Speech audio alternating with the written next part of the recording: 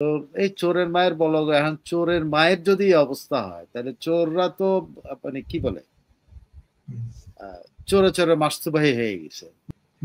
3 মাসে 1000 কোটি টাকার পাথর লুট হয়ে গেছে, কয়েক লাখ ঘনফুট সাদা পাথর চুরি। ওনার যাওয়ার পর আমাদের পরিবেশ আপার ওই যে কাতুকুতুটাতে হাসি পাইছে আর কি। ওনাকে যখন কাতুকুতু দেওয়া হয়েছে 44টা করত কল দিয়ে কিন্তু ওনারা কাতুকুতু দেওয়া হচ্ছে, তাতেও কিন্তু ওনার কিন্তু হাসি পাচ্ছে। কারণ আর কিন্তু পরিবেশ আপা দেখছেন ওনার উনি কি করে ওনার দায় দায়িত্বটা, ওনার জিনিস রক্ষা করার দায় দায়িত্বটা উনি ওর ঘাড়ে চাপায় দেন।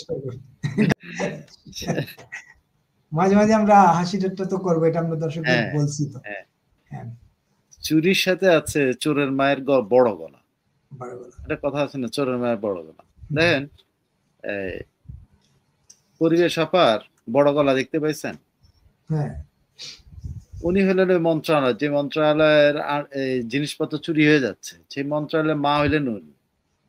উনি লম্বা লম্বা করে বলেন যে গত 4 বছর মানে শেখ হাসিনার 4 বছর উনি পাথর বন্ধ রাখতে পারছিলেন, এবার আর পারছেন না। 4 বছর উনি পাথর বন্ধ রাখতে পারছিলেন, এবার আর পারছেন না, এখন আর পারছেন না। তো এই চোরের মায়ের বলো গো, এখন চোরের মায়ের যদি এই অবস্থা হয় তাহলে চোররা তো মানে কি বলে চোরে চোরে মাসতুবাহী হয়ে গেছে। চোররা তো এখন মহায় মাসতুতো ভাই হয়ে গেছে। মার যখন এই অবস্থা তখন তারা তো মাসতুবাহী হিসেবে এই করে। আর আরেকটাও যদি আপনি কি বলেন একটা প্রবাদ যদি বলেন, হ্যাঁ, যে এটা খুব আমি জানি পরিবেশ আপার জন্য এটা খুব যে দেখেন আপনি যদি একটা যে কোনো একটা পত্রিকা আপনি ফলো করেন, আপনি দেখবেন যে গত সরকার পরিবর্তনের পরপর 3 মাসে, আমি যদি আপনাকে কোট করে একটু বলি, 3 মাসে অ্যাটলিস্ট প্রথম 3 মাসে আপনি যদি একটা রিপোর্ট আমি দেখেছি,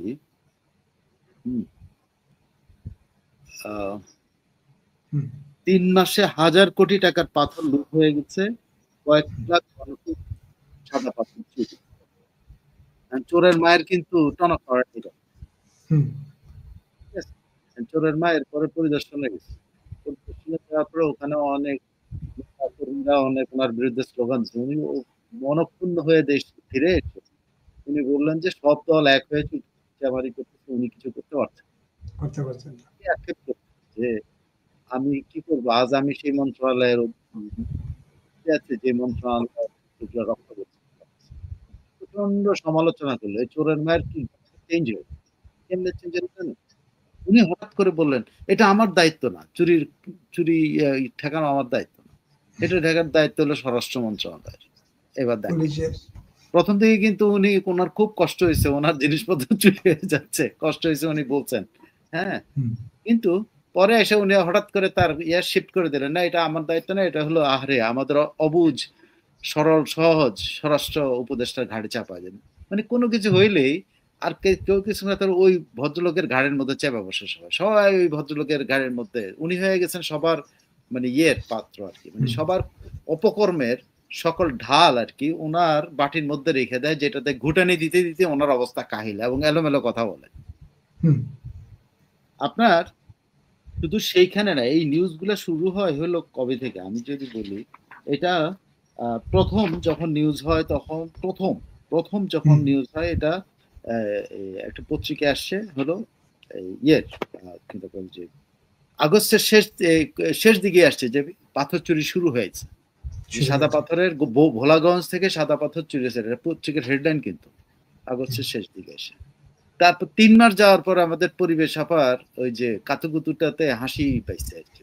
ওনাকে যখন কাতুকুতু দেওয়া হয়েছে, আপনি না বলেন যে গন্ডারের কি একটা চামড়া আছে নাকি আর কি জানি না, বলেন না যে না পরিবেশের, তাইলে এটা বলতে পারেন যে শক্ত গাছ আছে যে গাছের ছালে টুকা দিতে দিতে আসলে গাছ নড়ে না, সেটাও বলবো। কত কিছু চুরি হচ্ছে এই পরিবেশ আপার কাছ থেকে, পরিবেশটা টেরও পাচ্ছেন না। হ্যাঁ, তো উনি ওনার হইলো, উনি রাগ হইলেন, খেপে টেপে এই যে ধরেন জুন মাসের দিকে এসে উনি দায় দিয়ে দিলেন এলে স্বরাষ্ট্র মন্ত্রণালয়। যখন দেখেন স্বরাষ্ট্রমন্ত্রী প্রচন্ড চাপের মধ্যে উনি কিন্তু সরাসরি ব্যবস্থা নিয়ে ফেলছেন। উনি এখন পিটানো ধপানো যা করা দরকার পুলিশ প্রশাসন দিয়ে, জেলা প্রশাসন দিয়ে পুরো সিলেট মহাআতঙ্ক তৈরি করছেন।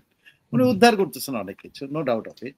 কিন্তু পরিবার সাহেব দেখছেন উনার কি করে ওনার দায় দায়িত্বটা, ওনার জিনিস রক্ষা করার দায় দায়িত্বটা উনি ওর ঘরে চাপায় দিলেন।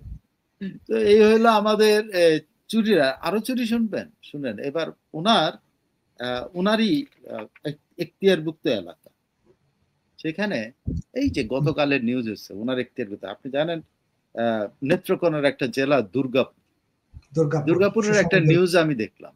হ্যাঁ, দুর্গাপুরের নিউজ দেখলাম, সেখানে 44টা করাত কল চলতেছে ওখানে, মাত্র 60টার পারমিশন আছে, লাইসেন্স আছে, আর কারো লাইসেন্স নেই।